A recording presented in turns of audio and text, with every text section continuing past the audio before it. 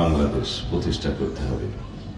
আমাদের সন্তানদের রক্তের বিনিময়ে পাওয়া আমাদের যে গণতান্ত্রিক আবহাওয়া, অ্যাটমসফিয়ার, সেটাকে আমরা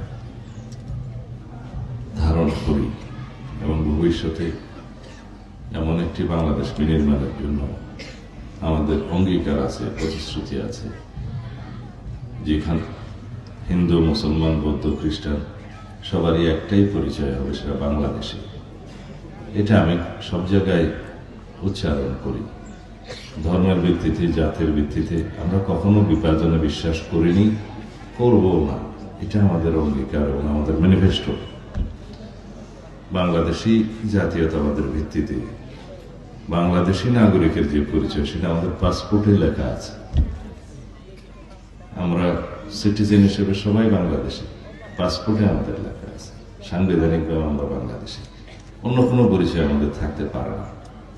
যার যার ধর্মচর্চার স্বাধীনতা, ধর্মীয় স্বাধীনতা নিশ্চিত করার জন্য সংবিধানেই লেখা আছে, সেটা নিশ্চিত করতে হবে, সেটা আমাদের অঙ্গীকার। সমস্ত উপাসনালয়ের যে স্বাধীনতা, ধর্মীয় আচার অনুষ্ঠানের, সেটাও সংবিধানে লেখা আছে, সেটা আমাদের নিশ্চিত করতে হবে। আমরা করেছি আমাদের সবার সময়। যাই হোক, এবার আমি বক্তব্য শেষ করি। এখানকার জন্য আমি জানলাম যে এখানে লেখা আছে 400 পরিবার। আসলে এটা মনে হয় প্রিন্টিং মিস্টেক হয়েছে বলে 500 পরিবার, 2500 জনবসতি, 1400 ভোটার। আমি এটা নাইবে বললাম, তাই বলে ভোট খুঁজতে। একটা স্কুল আছে সমৃদ্ধ, হাসপাতাল আছে, চার্চ আছে, সবাই শতভাগ শিক্ষিত।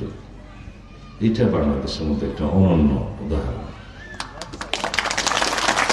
এটা আমরা যদি সর্বত্র আমাদের এলাকা এবং বাংলাদেশে সৃজন করতে পারি, তাহলেই সমৃদ্ধ বাংলাদেশ হবে, সুষম বাংলাদেশ হবে, মানে equal distribution of resources and any other. সেটার জন্য আমরা প্রত্যাশা রাখি। আমরা সেজন্য বলছি, সমস্ত শিক্ষার্থীদেরকে প্রশিক্ষিত নাগরিক হিসাবে গড়ে তুলতে হবে। শুধুমাত্র ডিগ্রি অর্জনের জন্যই বিদ্যালয়ে যাওয়া হবে না। বিদ্যা অর্জনের সাথে সাথে বাংলা, ইংরেজির পাশাপাশি আরেকটা থার্ড ল্যাঙ্গুয়েজ শিখতে হবে। পৃথিবীর বহু দেশে আছে। আমি আমার বৃদ্ধ বয়সেও 2-1টা ভাষা নিজে নিজে শিখেছি, আমার আউট অফ ইন্টারেস্ট। তাতে করে সুবিধা হয়। বলা হয়ে থাকে, he who knows one language doesn't know any language. দুটো ল্যাঙ্গুয়েজ তো আমরা পড়াই ওখানে। তার মধ্যে আপনাদের ধর্মাবলম্বী যারা, তারা ইংরেজিতে একটু এক্সপার্ট হয়ে থাকে চর্চার কারণে। কিন্তু সারা পৃথিবীতে ইংলিশ ইজ এ পাওয়ার।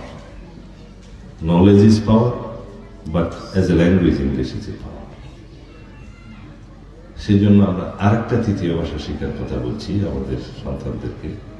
আমরা সেটা প্রায় বাধ্যতামূলক করার জন্য প্রতিশ্রুতি দিচ্ছি এখন ম্যানিফেস্টোতে, যাতে কর্মসংস্থানের সুবিধা হয়। কেউ অ্যারাবিক শিখবে, কেউ জাপানিজ শিখবে, কেউ ইটালিয়ান শিখবে, কর্মসংস্থানের জন্য সুবিধা হয়। সর্বোপরি আমরা প্রশিক্ষিত নাগরিক সৃষ্টির জন্য সবাইকে একটা লেভেল পর্যন্ত, ইন্টারমিডিয়েট লেভেল পর্যন্ত ভোকেশনাল ট্রেনিং এর মধ্য দিয়ে বাধ্যতামূলকভাবে নিয়ে যাওয়ার চেষ্টা করছে। এটা আমাদের নীতি পরিকল্পনা। কারণ তার যে ট্রেডে উৎসাহ থাকবে, সেখানে সে নিজের কর্মসংস্থান করে নিতে পারবে, অথবা বাইরে কর্মসংস্থান খুঁজে নিতে পারবে। এন্ড উইথ থার্ড ল্যাঙ্গুয়েজ বিদেশেও তার কর্মসংস্থান করতে পারবে।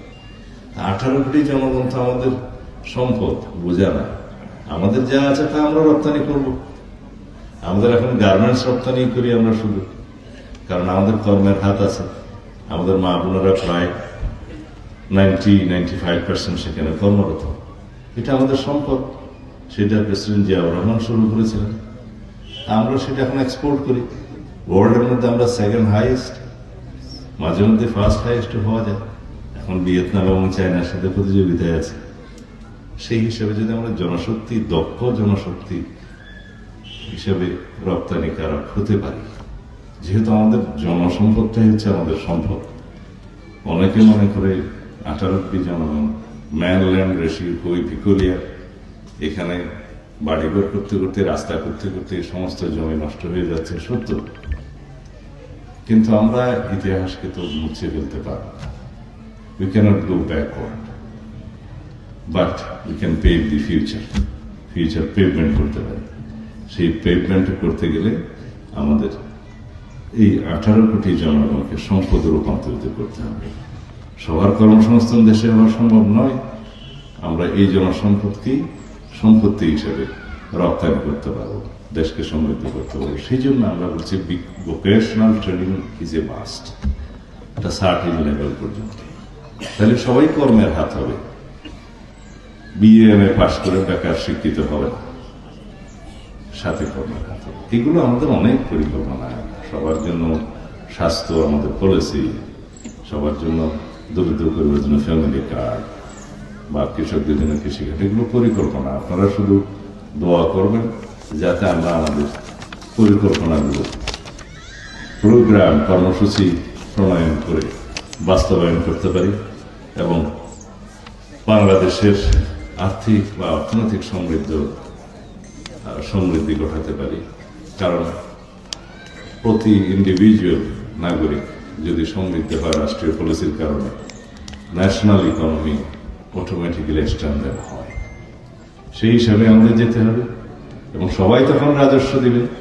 বিদেশে দেখা হয় যে কারা কত রাজস্ব দিচ্ছে, তার মূল্য বেশি। আমরা যাতে সবাই রাজস্ব দিতে পারি সরকারকে, সেরকম একটা জাতি গঠন করার জন্য আমরা আসুন এগিয়ে আসি ঐক্যবদ্ধভাবে। বাংলাদেশের মানুষের শক্তি, স্বাধীনতার সপক্ষের শক্তি, মুক্তিযুদ্ধের পক্ষের শক্তি বাংলাদেশ জাতীয়তাবাদী দল। সারা দেশে ধানের শীষের প্রতীকে এদেশের জনগণ ভোট দিয়ে আশা করি এবার বাংলাদেশ জাতীয়তাবাদী দলকে সমর্থন করবেন এবং বাংলাদেশের সরকার পরিচালনার দায়িত্ব দেবেন। হ্যাঁ, আচ্ছা, ওগুলো আমার আসলে আদত নাই তো। আমি বিশ্বাস করি যারা আপনাদের এখানে 93 সালে সম্ভবত উপাসনালয়ে এখানে হামলা করেছিল, আক্রমণ করেছিল, তাদেরকে আপনারা চিনেন। 92-তে তাদেরকে আপনারা চিনেন। তারা যদি রাষ্ট্রীয় ক্ষমতায় আসীন হওয়ার মতো কোনো দুর্ভাগ্য হয়, তাদের বর্তমান আচার আচরণ যা, তাতে করে কেউ আর নিরাপদ থাকতে পারবে না। আমরা ধর্মীয় সহনশীলতা বিশ্বাস করি। সকল ধর্মবর্ণের মানুষকে নিয়ে বাংলাদেশি পরিচয় আমরা ঐক্যবদ্ধভাবে এগিয়ে যাব, এটাই আমাদের সংকল্প, অঙ্গীকার, প্রতিশ্রুতি। আশা করি আপনারা আমার কথা বুঝতে পেরেছেন। আপনারা যদি আমাদেরকে সমর্থন করেন, ও বলছে হাত তোলাতে, হাত না তুললে কি সমর্থন করবে না? আচ্ছা, হাত তোলা আপনার নিজের বাহ্যিক, মানে এটা এক্সিবিশন হবে। যদি আপনারা সমর্থন করেন, সেটা অন্তরের হবে। আমি অন্তরের ভালোবাসা চাই দেশের মানুষ